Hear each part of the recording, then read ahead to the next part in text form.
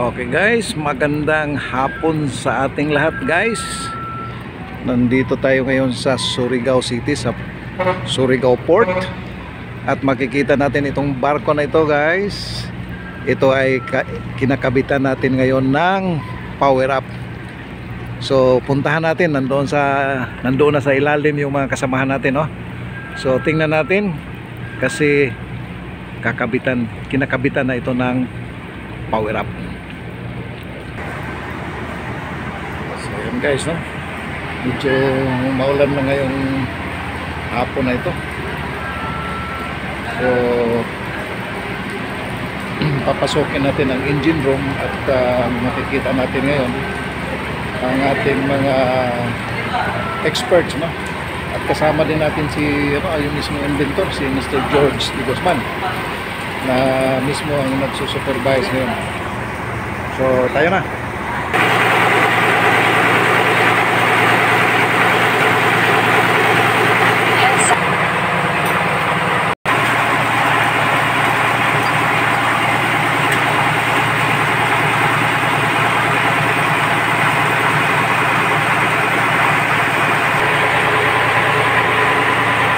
Guys, ito na, nakabitan na natin yung isang makina, no? Hindi pa ito pina-start. So ito yung gadget ng power up fuel combustor. Nakakabit ito sa input manifold ng ating makina, no? Makina sa Roro. At ito naman isa ay gumagana na, no? So tingnan natin. Ito na yung gadget power up fuel combustor. Talagang pinasadya ito guys, no? Medyo nakita natin malaki ito kasi barko, makina nga ng barko ang pinabitan natin. So ayan,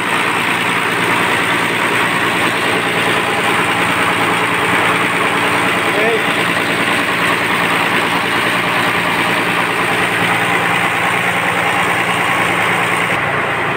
Guys, si Sir George D. Guzman, ang ating inventor ng power up fuel combustor, nandito. Siya mismo ang nag-supervise sa pagkabit ng ating power up gadget.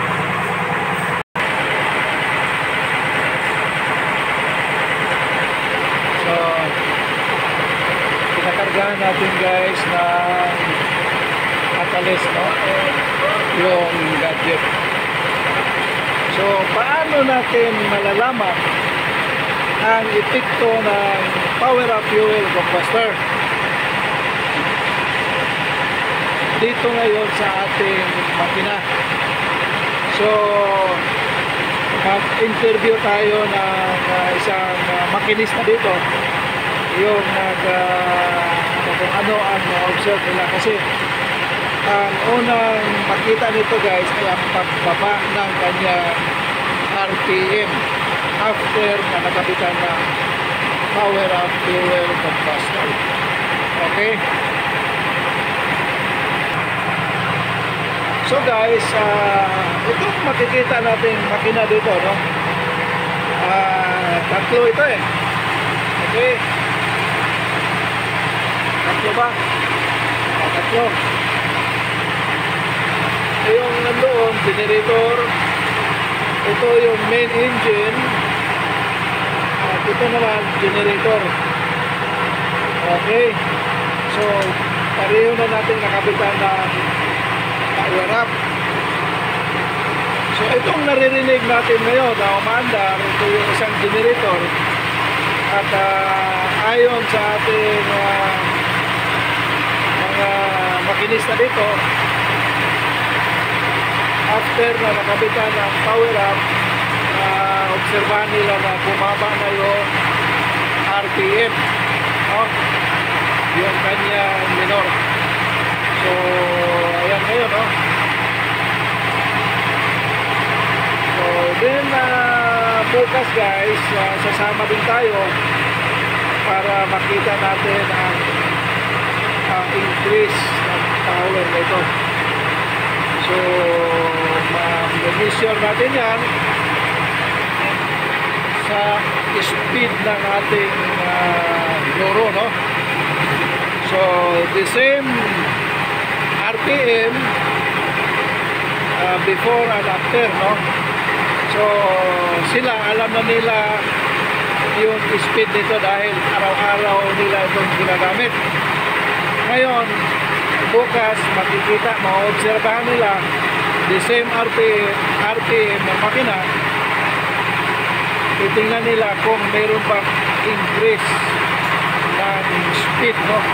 Meaning lumakas yung makina. So ang measurement nito guys ay yung time travel. So malalaman natin yan bukas, no?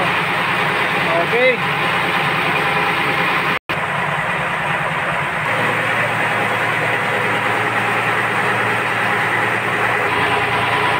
So guys, explain na natin ang konti, no? Itong makina na ito,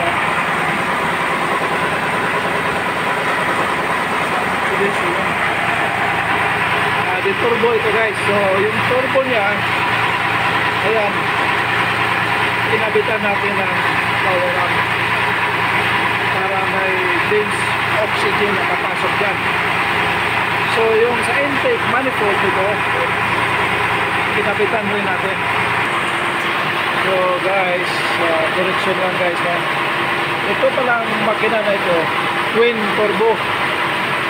So ang fuel combustor natin, dito natin pinabit sa kanyang turbo. So yung isa doon sa unahan at ang pangalawa nandyan. Kung titignan natin yung hose na yan, dito yan pupunta guys. Dito yan ang galing. Ayan, no? Ito na yan. So tatanda rin natin ito para makita natin kung ano na under nito after na nalagyan natin ang power of fuel combustor. Okay. Ayan na guys. Under na guys, no?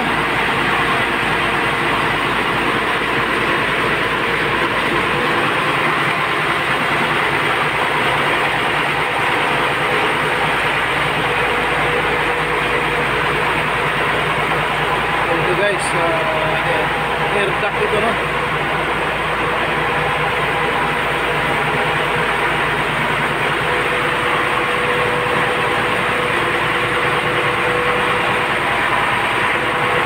So ito pala yung exhaust niya. So tambutso ito guys.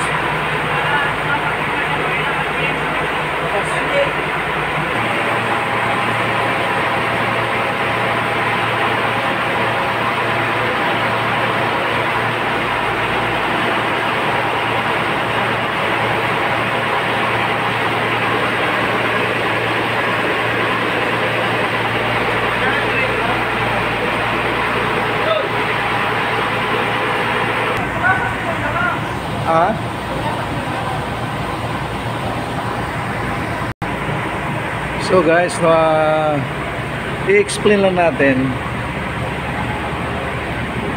again kung para sa mga bagong nanonood or bagong nakakita nitong video nito, i-explain lang natin kung ano itong power up, no?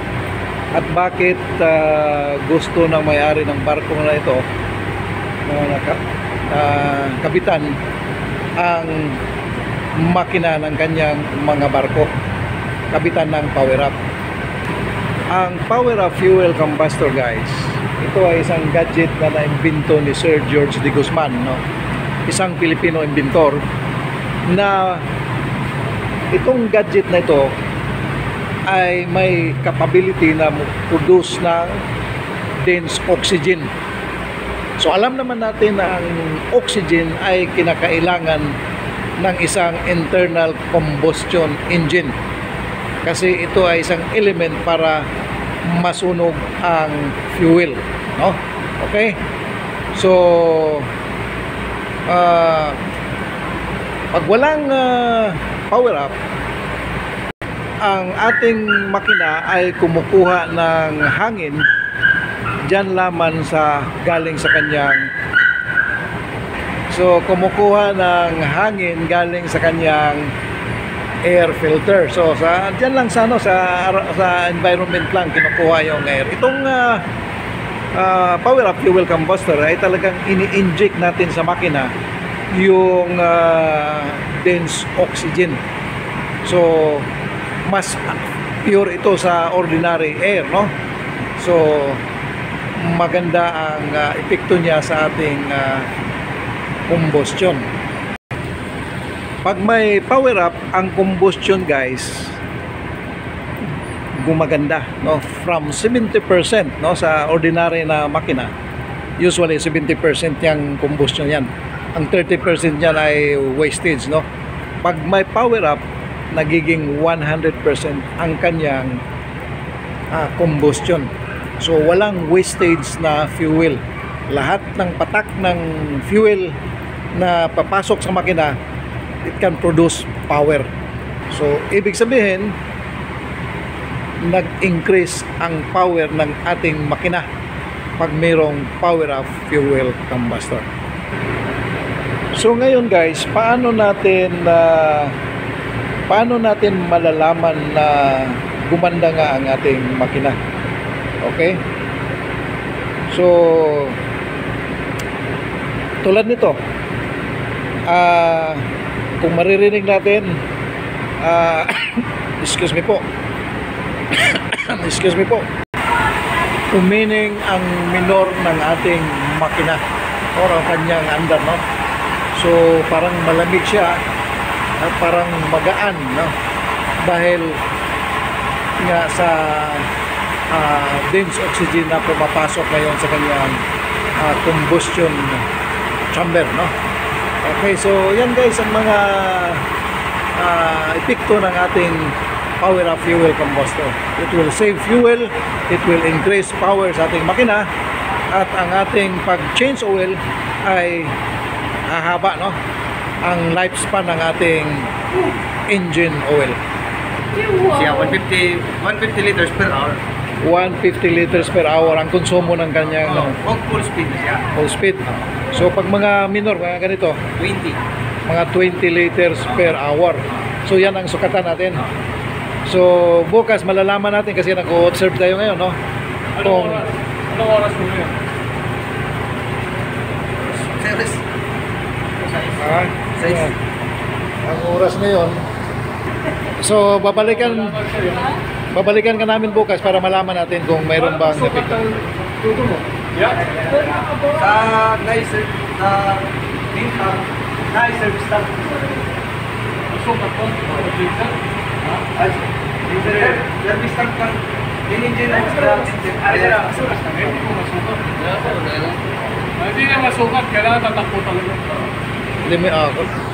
Merong minor at saka merong May lahat. Yung 500 to 600 liters isang biyahe. Okay, guys. So malalaman natin, no, guys, bukas galing dito sa mga makinista ng ating barko. So merong dumating, guys, na barko, Montenegro Lines, no. So ayan, nasa tabi natin. So ngayon, ang masasabi ko lang sa mga sandaling ito, guys, after na-install natin, malalaman pa natin ang epekto nito kasi hindi pa naman natin masabi na kinabitan na gumanda na kagad. So gusto natin malaman ang yung makikita talaga natin, yung ma-observe natin. So guys, ang masasabi ko lang ngayon ay steady lang kayong dalawa dyan, Sir George. Okay? Ano ba yun? Binangga tayo, guys.